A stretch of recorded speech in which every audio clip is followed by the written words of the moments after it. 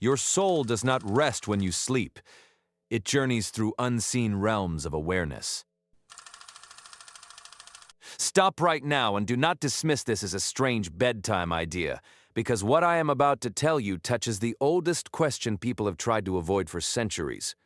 When your body sleeps, what happens to the part of you that is still aware? I am not asking you to be entertained.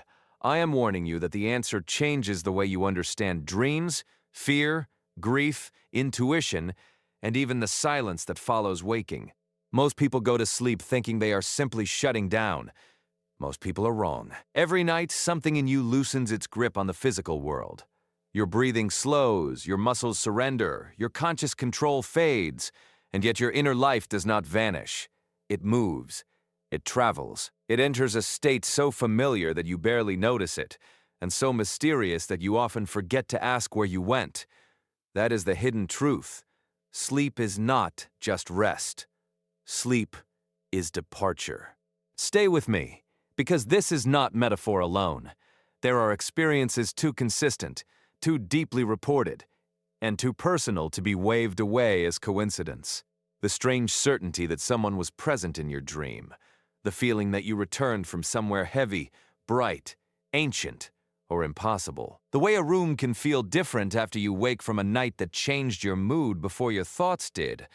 These are not random scraps of imagination. They are signs that the nightly journey is real in a way that ordinary language struggles to hold. And if you have ever awakened with the deep impression that you were somewhere else, then you already know the first secret. Your soul does not sit motionless beside your body all night. It moves through dimensions of experience that the waking mind only partially remembers. People call it sleep because they want a simple word for something they do not control. But the night is not empty. It is crowded with memory, signal, emotion, and presence. The body may lie still, yet the deeper self continues its work. Some of that work is biological. Some of it is psychological, and some of it feels so much older than both that the mind panics and calls it fantasy. Your dreams are not always random theater. Sometimes they are symbolic cleanup. Sometimes they are warnings.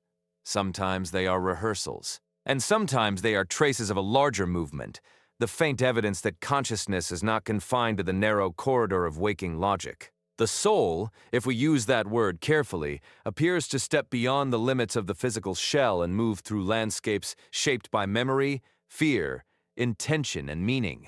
That is why some nights feel like nothing happened, while others feel like a lifetime compressed into minutes. That is why a single dream can leave behind exhaustion, clarity, or grief. The waking brain remembers fragments, but the deeper traveler remembers more than it can translate. You wake up with a feeling before you wake up with a story. The feeling is the clue. This is also why many traditions treat sleep with reverence. They understood that the body is not merely powering down. It is opening a gate. Whether you describe that gate in spiritual terms, symbolic terms, or experiential terms, the result is the same. You leave the ordinary field of daylight awareness and enter another order of reality. If you want a simple way to make them personal instead of generic, you can use the link in the description to create your own. The idea is not to force belief. It is to give your mind a clear language to carry into the night. The first mistake people make is assuming that unconsciousness means absence. But sleep is not one flat condition. It is a sequence of states, and each state reveals something different about your relationship to the unseen. There is the moment when your attention begins to loosen. There is the threshold where images become stronger than the room. There is the deep descent where the body forgets itself. And then there is the return, when the self gathers back into form. That sequence matters because it suggests transition, not disappearance. Something steps back from the surface of the physical world. You may experience this as dreaming, as floating awareness, as complete blackness, or as a feeling of moving through a vast interior silence. Not everyone remembers the same details, but many people remember the sensation of being somewhere else, and that is where the confusion begins. The mind wants everything to fit into one category: biology or spirituality, brain activity or soul travel, data or mystery. But the night is not interested in your categories. It simply happens. The body rests, awareness shifts, memory fragments, and the next morning, you carry back only what your waking self can tolerate. This is why some dreams feel more real than waking life. In those moments, the soul is not less active. It is simply less filtered. The usual defenses are down. The masks are gone. The deeper self meets its own symbols without interruption. That is also why certain dreams can expose truths you have been avoiding for years. If that sounds intense, it is, because it is. The night strips away pretense. It does not care what you claim during the day. It shows you what remains when effort stops. One of the clearest signs that your inner life is active at night is the body's reaction before thought catches up. You wake with a racing heart, a dry mouth, tears in your eyes, a heaviness in your chest, or a strange peace that lasts longer than the dream itself. Those sensations are not decorations. They are messages. The body often remembers the journey before the mind can narrate it. It knows whether the night was turbulent or restorative. It knows whether something heavy was released or whether something unfinished was carried back into the morning. It knows whether fear was processed, whether memory surfaced, whether grief moved, whether a warning passed through in symbolic form. That is why I want you to pay attention to recurring patterns. If certain nights leave you drained, do not instantly assume poor sleep hygiene and move on. If certain dreams repeat with unusual force, do not reduce them too quickly to random neural noise. If you wake with the exact emotional residue of a dream you can barely remember, the residue itself is the evidence. This is also where disciplined inner language matters. If you want to steady the nightly experience and give your subconscious a stronger instruction before sleep, the link in the description can help you create affirmations that match your actual intention.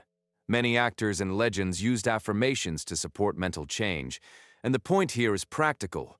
The words you carry into sleep shape the material your inner world works with. If you want to explore that for yourself, the link is there. And yes, this matters because the body listens more deeply at night than it does in the noise of the day. There are nights when dreams are not symbolic at all in the way people expect. They are direct in feeling, even if indirect in image. You meet someone you have not thought about in years. You stand in a place that feels known without explanation. You hear a sentence that seems too precise to be invented. You wake up and realize the emotional weight of the dream is still pressing on you, as if something in the night reached into your life and adjusted the angle of your attention. This is why people have always treated sleep as a threshold between worlds, not because every dream must be mystical, but because some experiences during sleep carry a quality that ordinary imagination does not fully explain. The question is not whether every image is literal. The question is why certain nights feel charged with meaning before you have any framework for them. Your soul may not travel in the crude cartoon sense people imagine, as though it simply leaves the body and walks around like a second person. The reality may be subtler than that. It may move through layers of memory, possibility, and connection that behave like geography to the inner self. It may visit places formed by longing, fear, unfinished bonds, or spiritual contact. It may enter a field where the separation between past and present weakens. This is why sleep can feel like a return to something older than personality. In dreams, you are sometimes more yourself than when awake, because the deeper self is not performing, it is revealing. If you want to understand where your soul goes at night, pay attention to what repeats. Repeated dream symbols, repeated emotions, repeated rooms, voices, doors, waters, flights, falls, searches, and reunions. Repetition is never neutral. It is the night's way of saying, "Look here again." The subconscious does not waste energy on random repetition. It circles what matters until you finally notice it. A locked door, in dream after dream, may be about a boundary you will not cross in waking life. A missed train may point to the fear that your life is moving without you. A dark hallway may mirror an unresolved chapter you keep postponing. A loved one who appears silent may be carrying a message your conscious mind is not yet ready to receive. This is not superstition. It is pattern recognition at the deepest level. The soul, or the mind, or both, often communicates through recurrence, because recurrence resists denial. One dream can be ignored. A pattern is harder to dismiss, and this is where many people need a gentler structure for the night. Before sleep, say something clear to yourself. Use a simple affirmation. Let the mind, while you sleep, your soul journeys beyond memory and returns changed. Hear one repeated direction instead of a storm of unprocessed fear. If you want support in creating that language, the link in the description can help you make affirmations that are personal, direct, and useful for the state you want to carry into sleep. That is not magic. That is preparation. There are also nights when nothing vivid is remembered, and yet the morning feels altered. This is important. The absence of imagery does not mean absence of movement.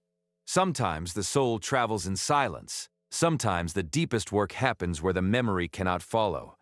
You wake up different without knowing how. That silence can feel peaceful, but it can also feel disorienting. People often fear the blank nights because they think they lost something. In truth, they may have passed through a region too subtle for the waking mind to preserve. The journey happened. The record was just not translated. And this is where trust becomes essential. If every silent night makes you anxious, you start fighting the very process that restores you. But if you learn to respect silence, you begin to understand that not every passage is meant to become a story. Some experiences are complete precisely because they do not need to announce themselves. Still, even silence leaves traces. The body wakes softer. The emotional atmosphere is cleaner. Those are signs that the soul returned from somewhere with less resistance than before. Other times, silence is not peaceful at all. It is a pause before something unresolved rises again. The difference is in the residue. So ask yourself after waking, do I feel emptied or do I feel cleared? Do I feel numb or do I feel settled? The answer often tells you more than the dream itself. Here is the hardest truth. The soul does not go where the ego expects. It goes where attention, memory, unfinished feeling, and deeper purpose pull it. That means sleep is not under the control of the daytime personality. The one who plans, worries, and performs does not hold the final say once the lights go out. That can be frightening, but it can also be liberating. Because if you are not controlling the night, you are also not failing it. You are entering a process larger than your daily habits. And within that process, there is room for healing, instruction, release, and encounter. This is where boundaries matter. If you enter sleep carrying chaos, your nights may reflect chaos. If you enter with fear and fragmentation, the inner world may amplify that state. But if you enter with calm intention, honest reflection, and a clear request for guidance or rest, you are more likely to meet the night in a stable way. The soul responds to the quality of your preparation. This is also why some people find affirmations powerful. Not because the phrase itself is sacred, but because repetition before sleep can organize the inner field. If you want a tool for that, use the link in the description and create affirmations that speak directly to the state you need. Many people discover that a simple nightly statement becomes a bridge between waking confusion and inner clarity. If that is useful to you, the link is there. So where does your soul go every night? The honest answer is that it goes beyond the small room of ordinary awareness into a region where memory, symbol, emotion, and spirit overlap. Sometimes it seems to drift through the unfinished business of your life. Sometimes it seems to visit deeper truths you cannot yet explain. Sometimes it seems to rest in a silence so complete that no dream is needed at all. And sometimes it seems to meet what you have been calling your intuition all along. It returns at dawn, changed in subtle ways. That is why some mornings feel like a continuation of the dream, and other mornings feel like a reset. The journey is not imaginary simply because it is hard to map.